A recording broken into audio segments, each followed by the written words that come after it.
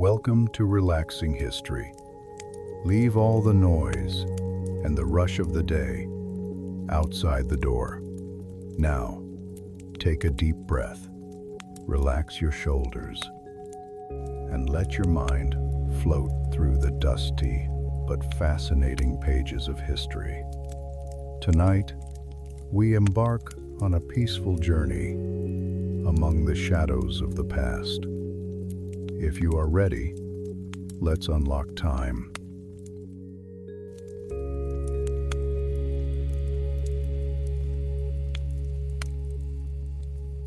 Chapter 1 of 3, The Mountain of Silence.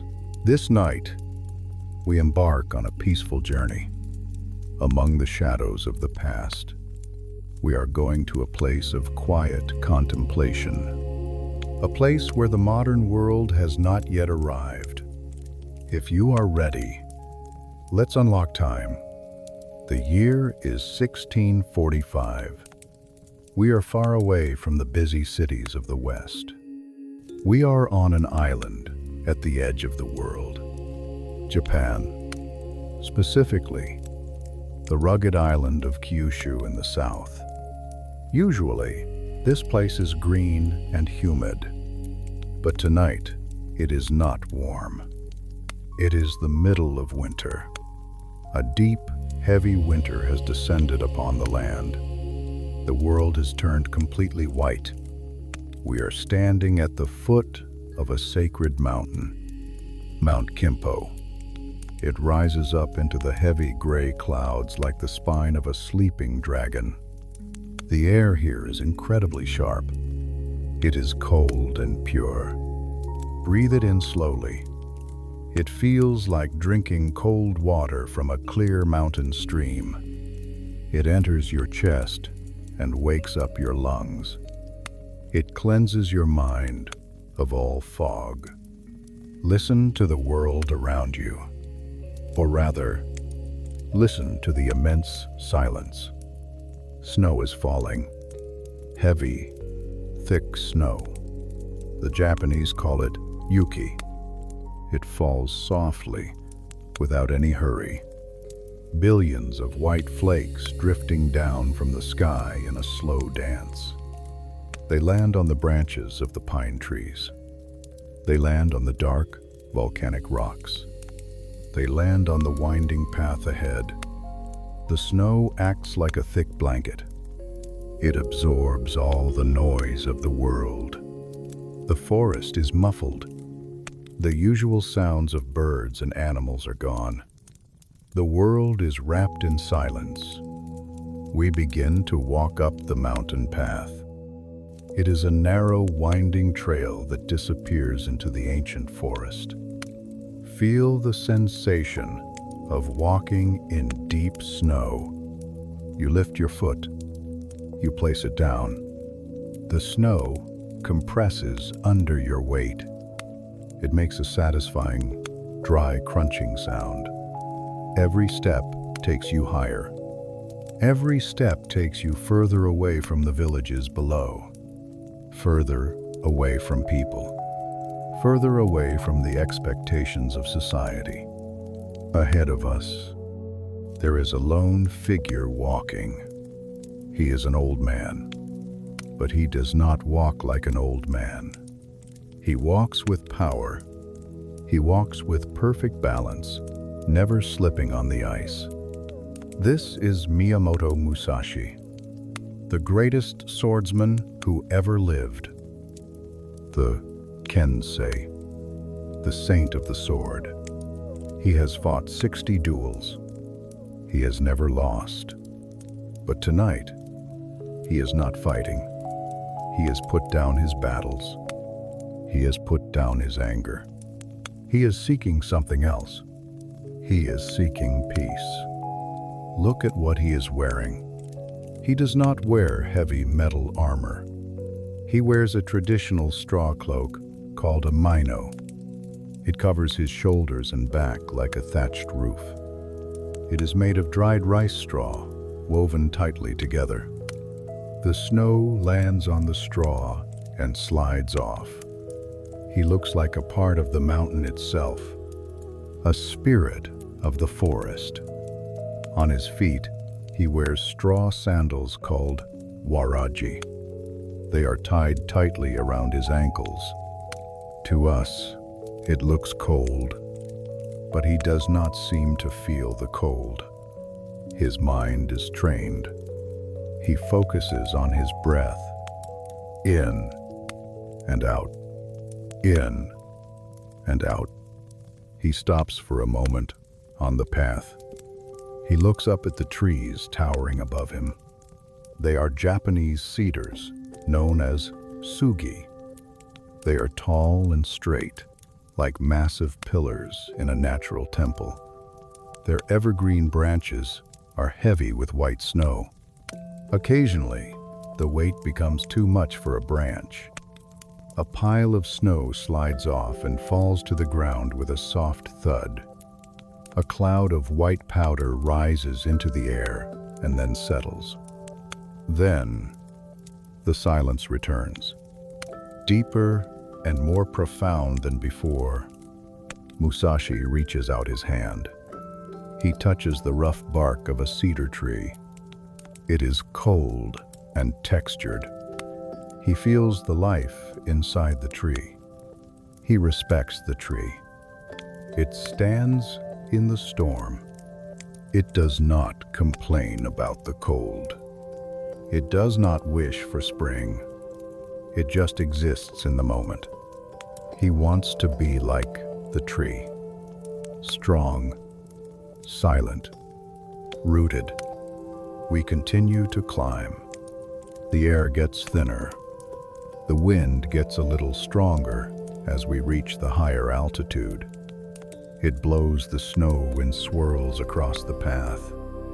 They look like dancing ghosts of white mist. But we are almost there. We are reaching the sanctuary. Ahead, carved into the side of the sheer rock cliff, there is a dark opening. A cave. The Reigando. The Spirit Rock Cave. It looks like a mouth open in the side of the mountain. It is dark inside, mysterious. But to Musashi, it is welcoming. He walks towards it. He steps out of the deep snow. He steps onto the dry stone floor of the cave entrance. The wind stops. The snow stops falling on his shoulders. He is sheltered. He is inside the womb of the earth.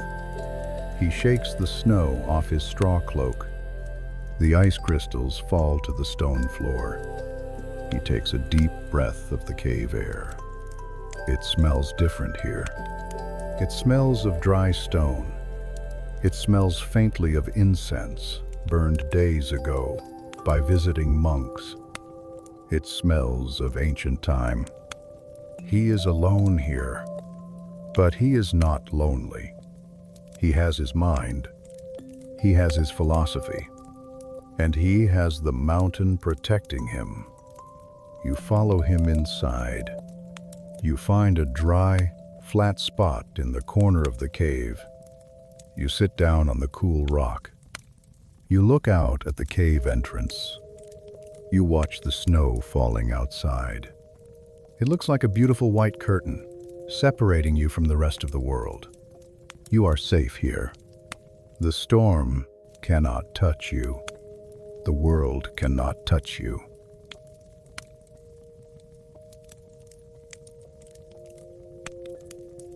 Chapter 2 of 3, The Way of Steel and Tea.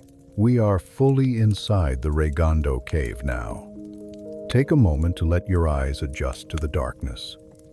It is not pitch black. The white snow outside reflects the moonlight into the cave. A soft blue-gray light fills the space. It is a ghostly, beautiful light that illuminates the rough texture of the walls. Musashi moves to the center of the cave. There is a small fire pit there, used by hermits for centuries. A circle of blackened stones. He kneels down on the floor. His movement is fluid and graceful, like water flowing over a rock. He takes some dry pine branches he gathered earlier in the day.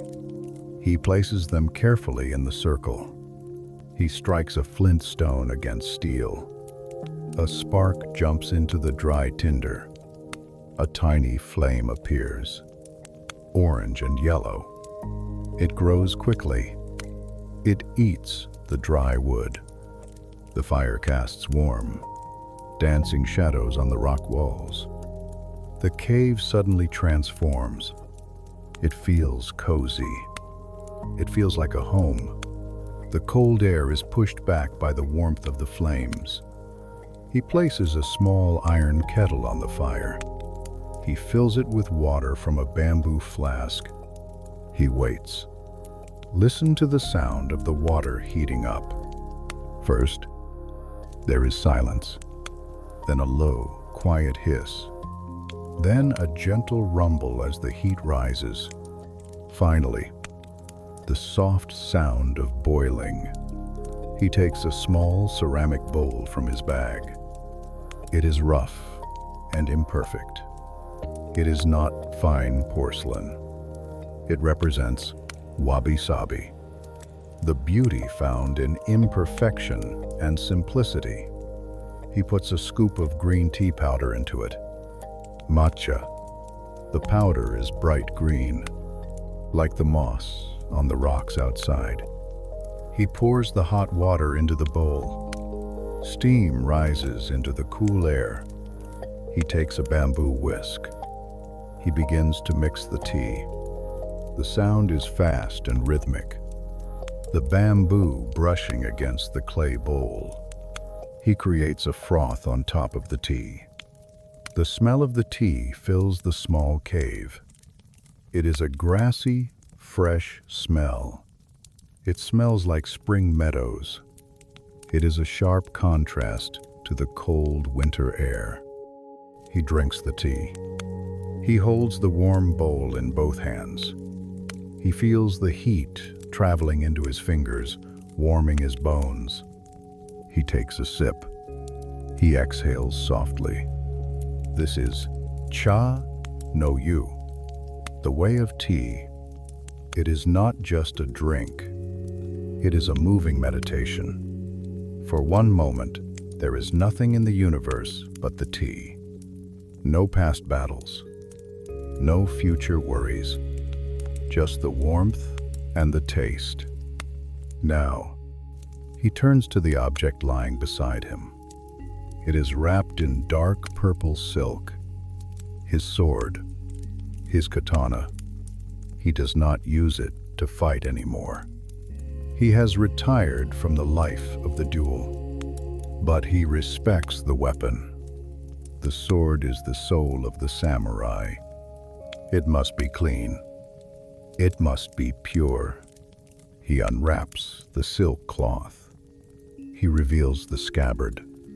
It is black lacquer, shiny and smooth, like liquid night. He holds the handle. It is wrapped in rough stingray skin and black silk cord. It gives a perfect grip. He draws the blade from the scabbard. Slowly, the steel slides against the wood. A singing sound, high and clear. The metal is perfect. It catches the firelight. It gleams like a mirror in the dark cave. He begins the cleaning ritual. It is slow. It is precise. It is a form of prayer. First, he takes a piece of fine rice paper. He wipes the old oil off the blade. He moves his hand up and down the steel. He is careful not to touch the razor-sharp edge. Then, he takes a small ball of silk on a stick. It is filled with a special powder called uchiko. This is finely ground, polishing stone.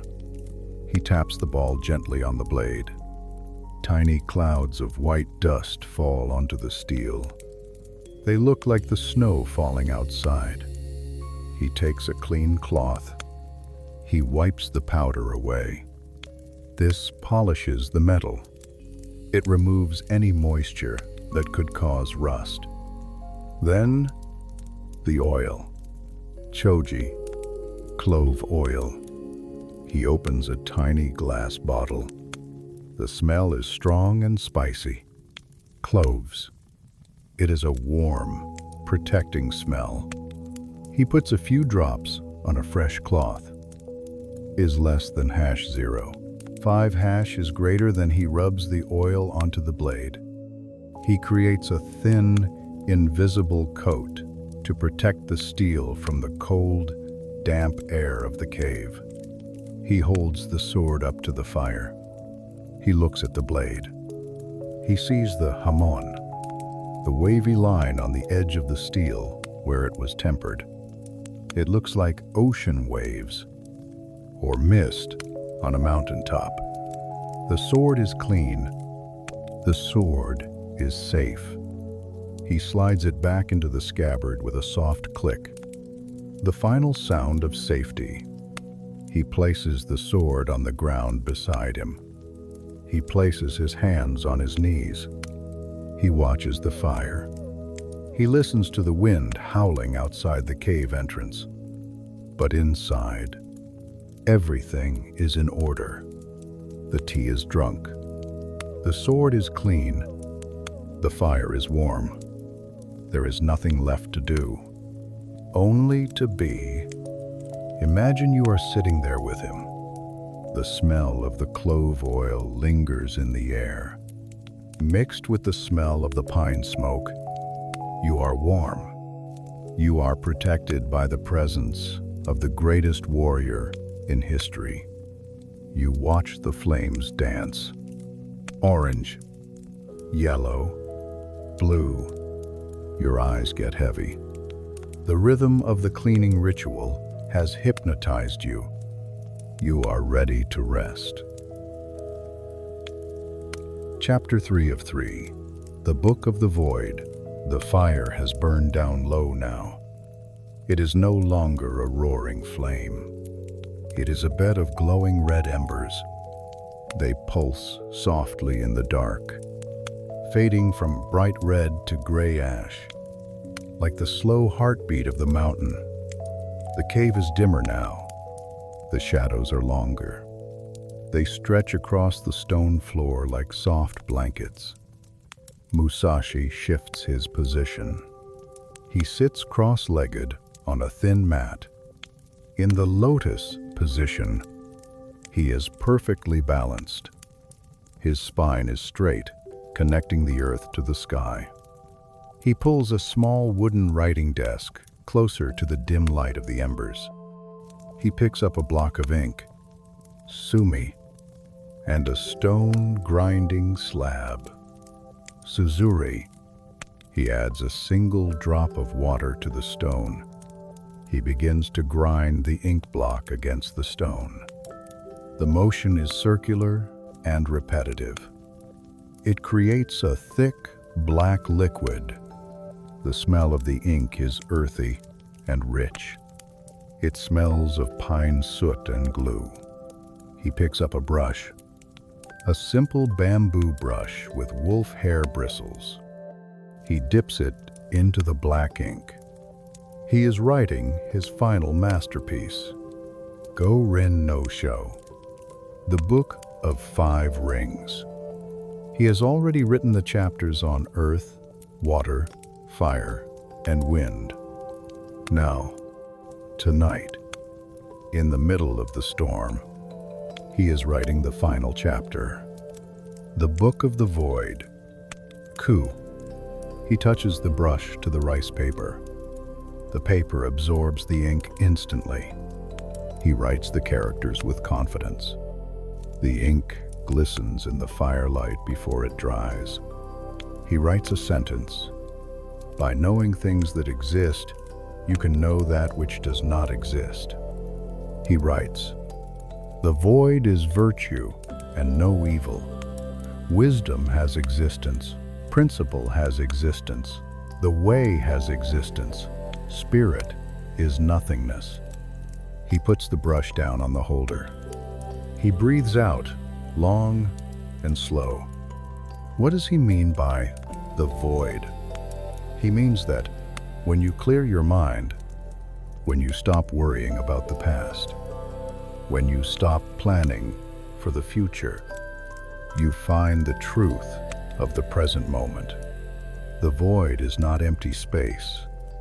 It is a space full of potential. It is full of peace. The snow outside represents the void. It is white. It is silent. It covers everything equally. It just is. Musashi closes his eyes. He enters Zazen, sitting meditation. He sits perfectly still, like a rock in the garden. He does not fight the cold air. He accepts it. He does not fight the darkness. He accepts it. He lets his thoughts float by like clouds passing a mountain peak. He does not grab them. He does not judge them. He simply lets them go. Let us join him in this meditation. Imagine you are sitting in the warm corner of the cave, wrapped in a thick wool blanket that keeps the heat in. Let's find the void in your own body. We will use the elements he wrote about. Focus on your body as earth. Focus on your bones and your muscles. They are heavy. They are solid. Feel them sinking into the floor. Gravity is holding you safe. You are grounded.